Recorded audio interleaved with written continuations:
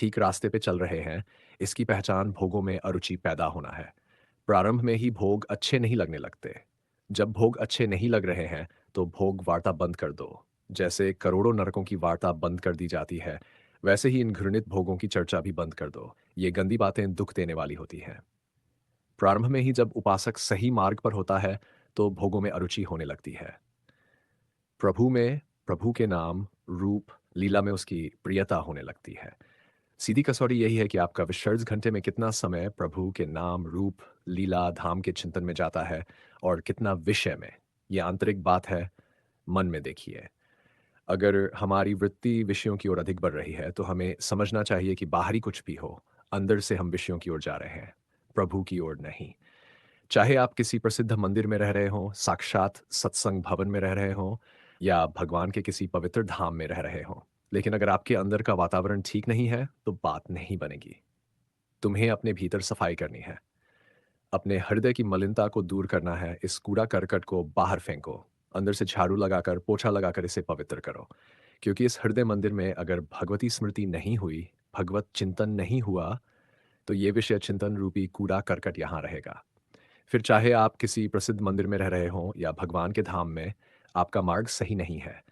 किसी को समझ में नहीं आएगा कि ब्रजधाम की महिमा क्या है और आप वहाँ ऐसी बातें करेंगे। भजन के बिना धाम का क्या प्रभाव होगा? भजन की विशेष महिमा होती है। वहाँ भजन के लिए सहयोग मिलेगा।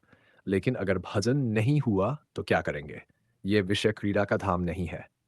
ये प्रियाप्रितम की नित्य प्रेम लीला का स्थल है। अगर यहाँ आकर भी विषय चिंतन में उलझे रहेंगे तो बड़ा अपराध बन जाएगा, है ना? तुम्हारे पास ज्यादा समय नहीं है। तुम्हें सोचने का समय नहीं है कि क्या करना है और क्या नहीं। राग द्वेषयुक्त व्यक्ति जहां भी जाएगा, राग द्वेष ही फैलाएगा। कुछ लोग शास्त्र स्वाध्याय करके उपदेशक बन जाते हैं, लेकिन अपने हृदय के राग द्वेष को दूर नहीं कर पाते। ऐसे में उनके उपदेशों में वही विषयवृत्ति रहती है।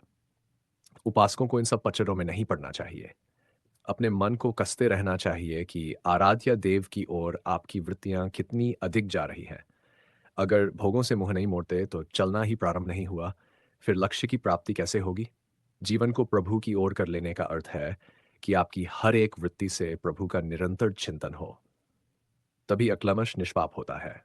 जिसने अपनी अंतर की वृत्ति को प्रभु के चिंतन में नहीं लगाया और बाहरी परिश्रम किया, तो ये ऐसा है जैसे लोग भांग खाकर नाव में बैठते हैं और खेने लगते हैं। वे दिन भर खेते रहते हैं, पसीने में लथपथ हो जाते हैं, लेकिन किनारा नहीं आता। फिर आपस में विचार करते हैं कि किनारा क्यों नहीं आया, जबकि परिश्रम बहुत किया। जब जांच की तो पता चला कि वे खूंटा से नाव खोलना ही भूल गए थे। खूंटे से नाव खोलना ही भूल गए, क्योंकि वे भांग के नशे में थे। खूंटे से नाव खोलना ही भूल गए। अहम और ममता को शरीर में लेकर, शरीर के संबंधियों में लेकर, भोगों में लेकर इस मार्ग पर चलते रहे। बहुत दौड़ लगाई, कितने वर्ष, 50 वर्षों तक, लेकिन पहुंचे कहाँ? बोले एक कदम भी आगे नहीं बढ़ा। क्यों? क्योंकि खूंटे से नाव नहीं खोली। एक अहम और ममता ये संसार में दुखदाई है। जब ये श्री जी की ओर लग जाते हैं, तो परम सुखदाई हो जाते हैं। तात, मात, सूत, दार, देह में मति अरुज, मतिमंदा, हित किशोर को है चकोर। तू देख वृंदावन चंदा, खूंटे से नाव नहीं खुली। 50 वर्षों की साधना, हाँ मन उसे बाद में समझा, लेकिन खेतों में पसीना बहा, एक कदम भी आगे नहीं बढ़ा। क्यों? अहम और ममता का परिवर्तन नहीं किया, सुख का केंद्र संसार को माना। साधन परमार्थिक हो, नकारात्मक वृत्ति को त्यागें, अपने पापी विचारों को छोड़ें। जो भी नाम रूप की आड़ लेकर कर रहे हैं, यह सब नकारात्मक शास्त्र है। हमारे आराध्य देव की तन्मयता में लगें। शास्त्र कहता है, चाहे ध्यान मार्ग हो, चाहे योग मार्ग, चाहे भक्ति मार्ग। योग मार्ग में चित्तवृत्ति का निरोध करके परमात्मा में लगाना है। ध्यान मार्ग में चित्तवृत्ति को रोककर अपने स्वरूप में स्थित हो जाना है। और भक्ति मार्ग में चित्त को कृष्णाकार कर देना है। भगवत का मुरारिपादार पिछित वृत्ति सब एक ही है। सबसे पहले देखना है कि हमारा मार्ग ठीक है या नहीं। मार्ग यदि तय हो गया, लक्ष्य निश्चित हो गया, तो अब हमें किसी से पूछने की जरूरत नहीं है। शिवरास नौनिकुंज, प्रिया प्रीतम का चिंतन, उनकी सेवा और लीलाओं का गान। अब जब मार्ग साफ हो गया है, तो दूसरी बात यह देखनी होगी कि हम प्रमाद तो नहीं कर रहे। प्रमाद से बचना आवश्यक है, क्योंकि ये मार्ग लुभावना है। आसपास कई सुंदर चीजें फेंकी जाएंगी जो हमारा ध्यान भटका सकती हैं। राय के संकलन में भी कठिनाई आती है। प्रेम में दृढ़ता की आवश्यकता होती है। अगर थोड़ा भी ध्यान भटका तो हम दूसरी दिशा में जा सकते हैं, और ये प्रमाद कहलाता है। प्रमाद क्या है? वह कार्य जो करना चाहिए उसे न करना और जो नहीं करना चाहिए उसे करना, यही प्रमाद है। उपासक के जीवन में प्रमाद की कोई जगह नहीं होनी चाहिए। ना करने योग्य कार्य को कभी न करें और करने योग्य कार्य को कभी न छोड़ें, चाहे परिस्थिति कितनी भी कठिन क्यों न हो। यहाँ तक कि चाहे प्राण भी क्यों न चले जाए, जो करना है उसे करना ही है। अगर ऐसा करेंगे तो प्रमाद कभी आपको घेर नहीं पाएगा। प्रमादी व्यक्ति उपासक नहीं हो सकता और उपासक कभी प्रमादी नहीं हो सकता।